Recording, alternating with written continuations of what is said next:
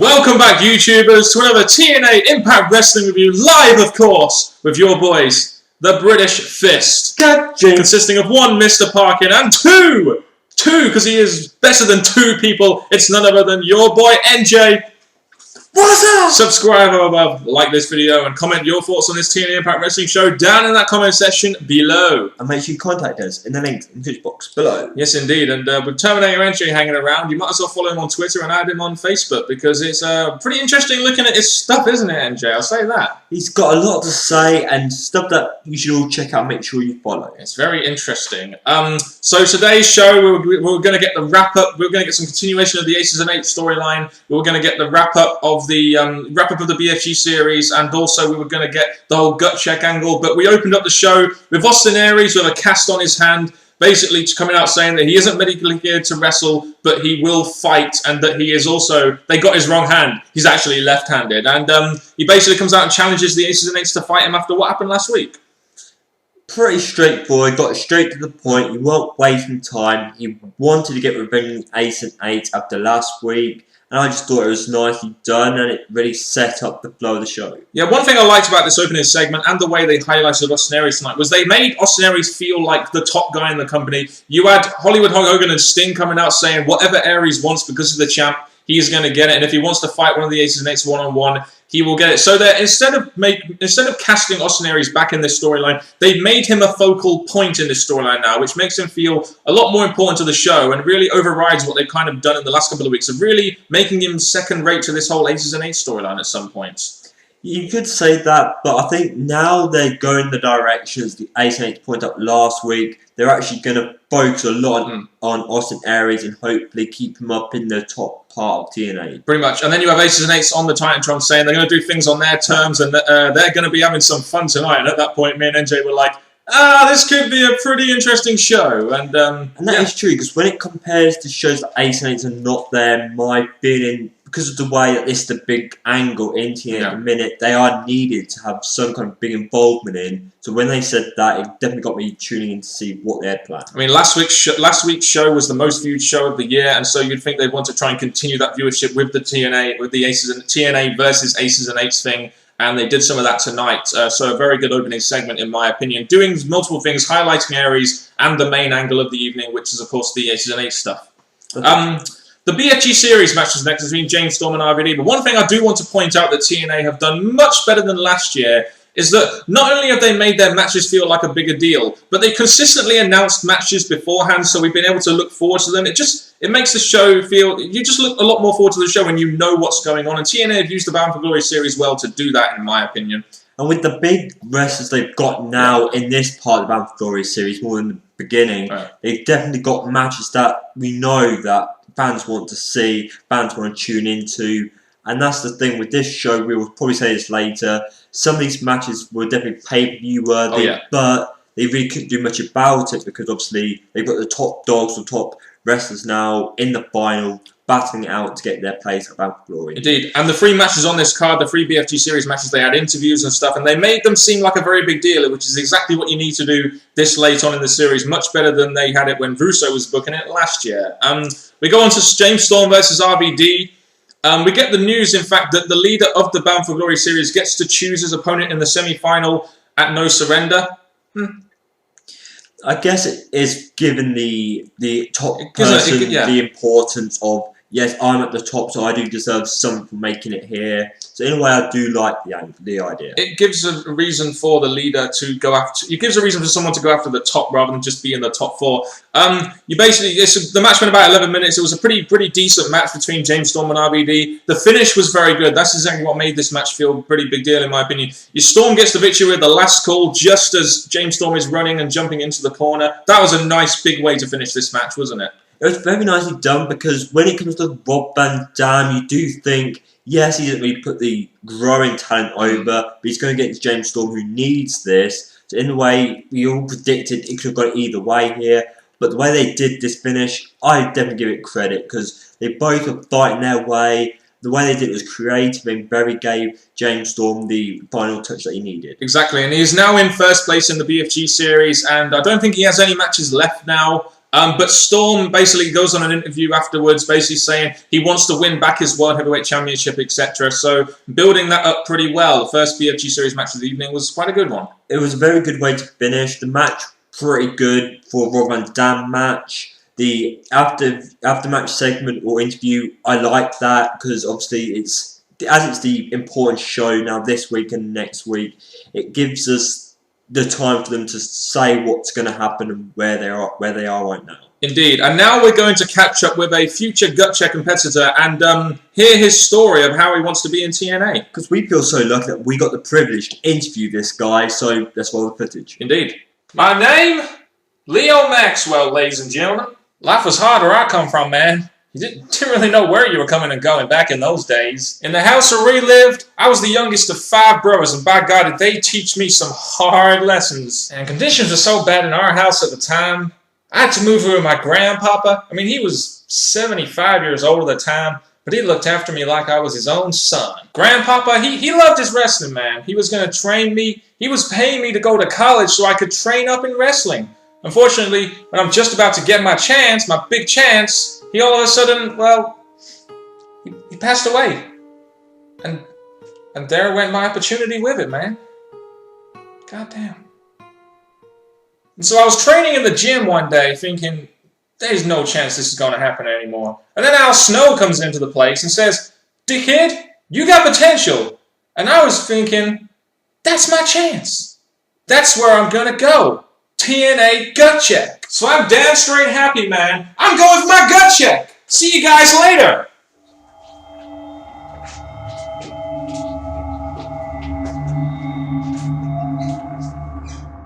So that was the story of Leo Maxwell. What a very heartwarming story there, NJ. God, it was a privilege to meet that guy. The fact that he grew up in the way he did and got to this point, he's definitely someone that we encourage and hopefully does well when it comes to his first match and then the overall judges' comments. Yes, and we'll see him later on in the show how he does in his gut check.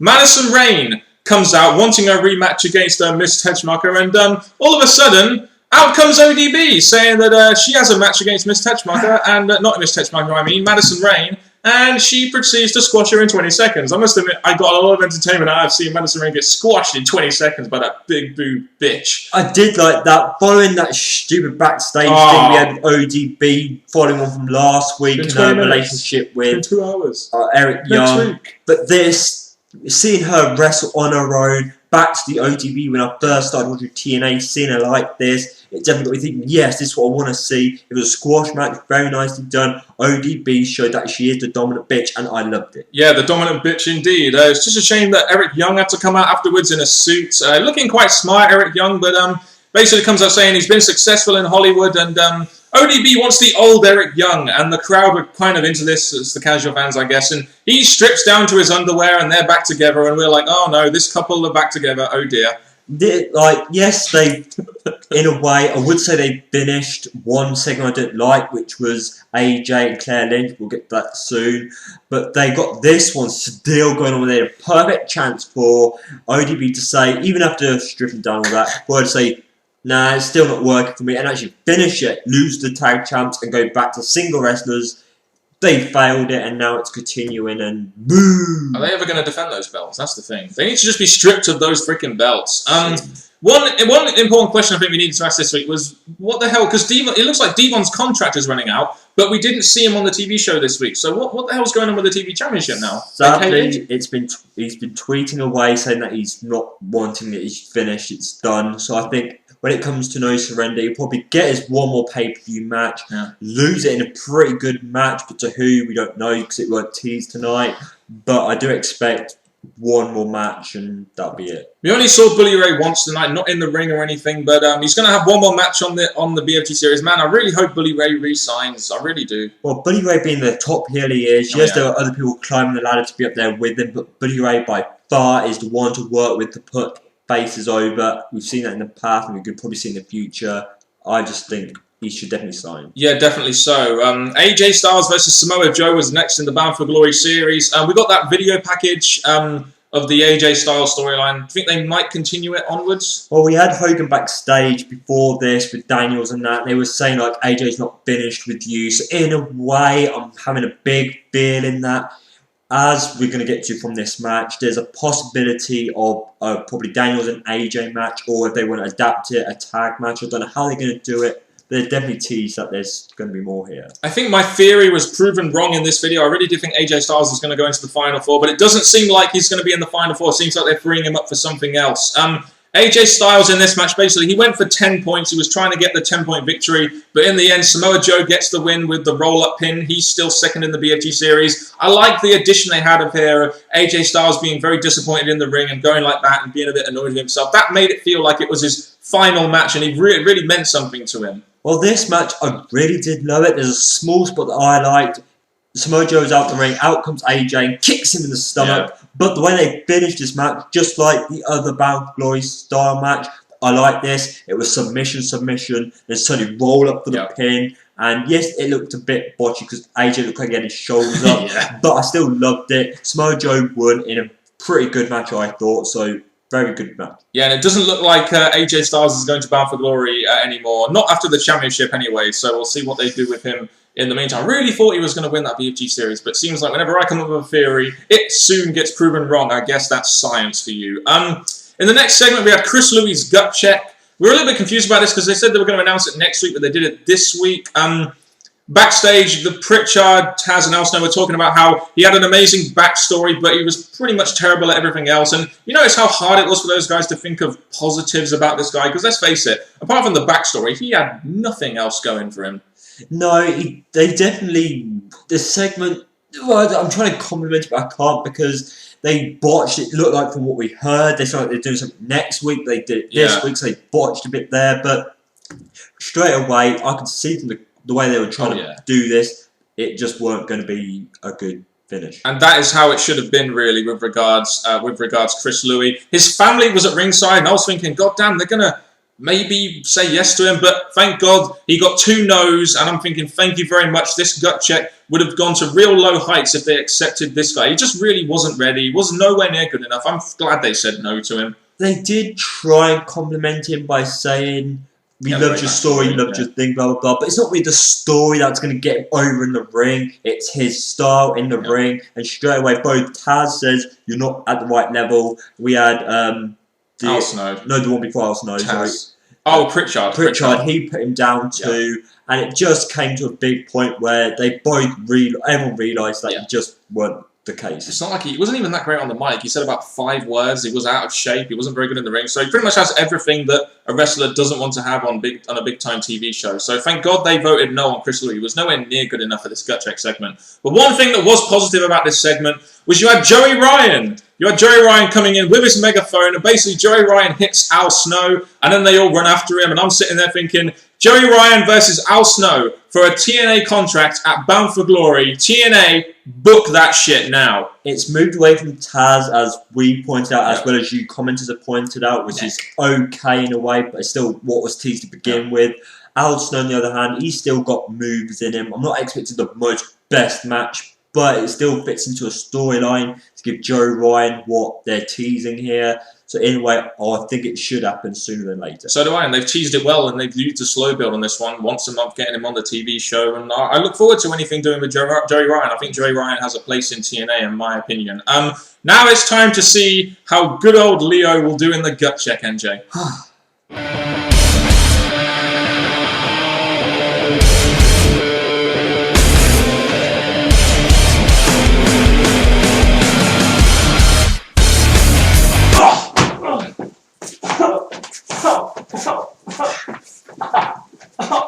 Damn you, mortal! You think you'll make it at TNA? Well, think again.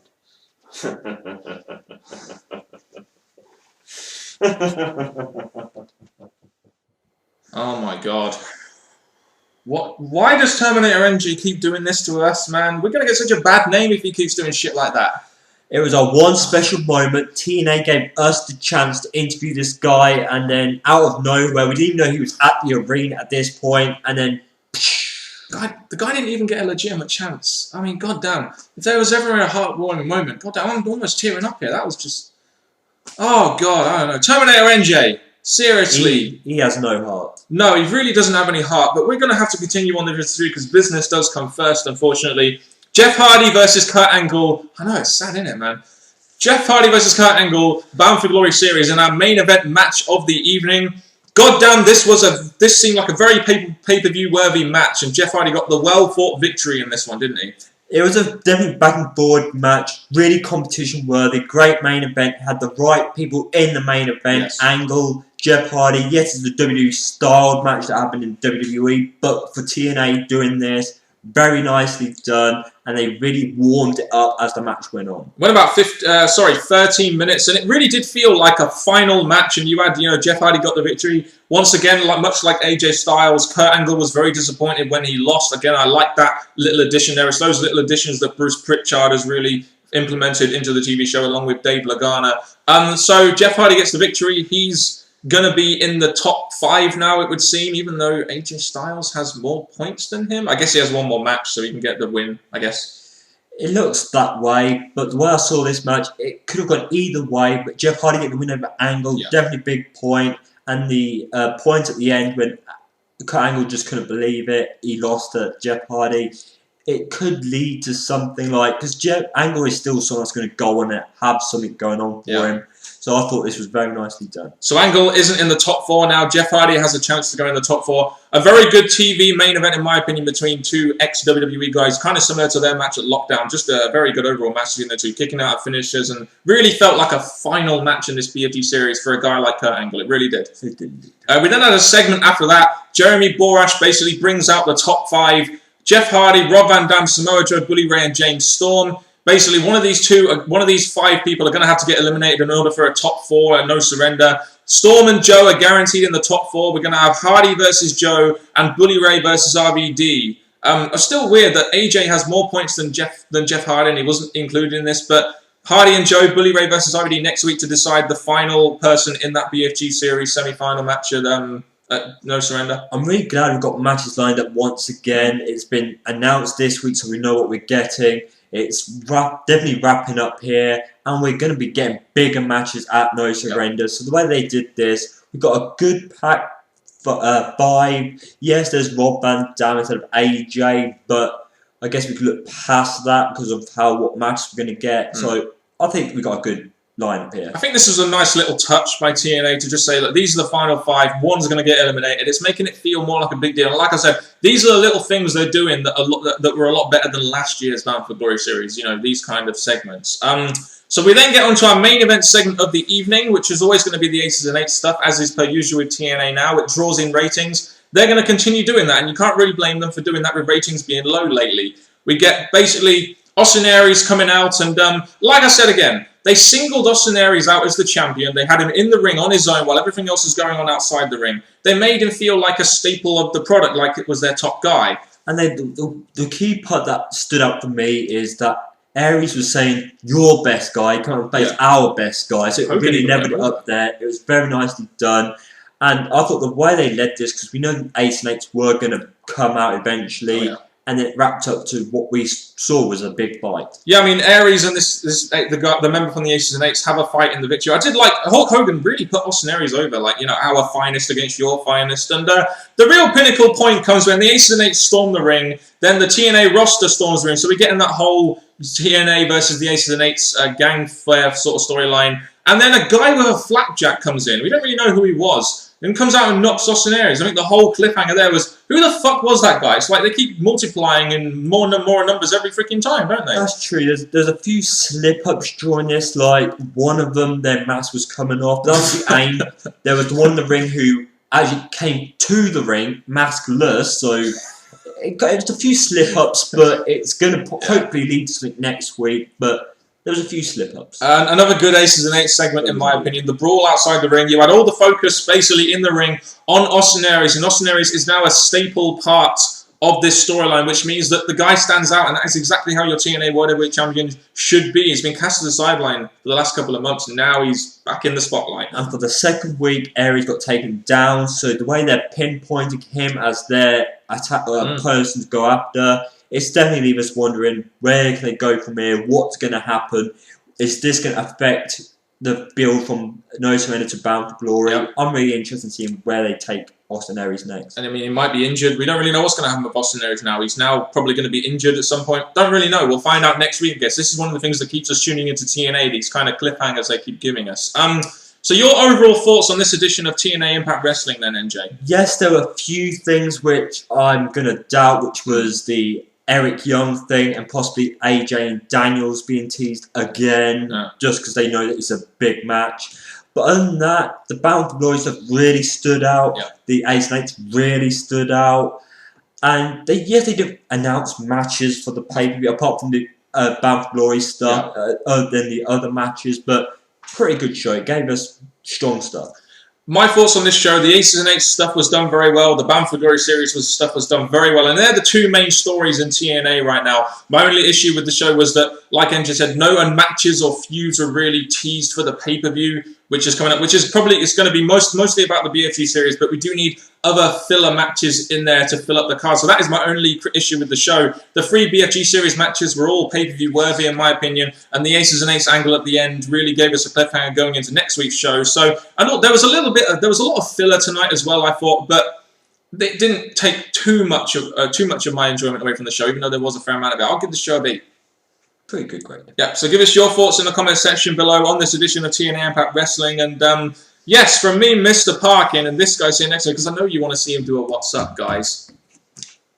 What's up? And even though good old Leo, oh god, that was let's just stay positive. He will get better. Do an outro, NJ, please. People, thank you very much for tuning to this video, supporting us as much as you have done in the past. We have many more ideas and videos coming up, so tune in for them. And all I can say, from Mr. Parkin and me, NJ, till next time, YouTubers, goodbye.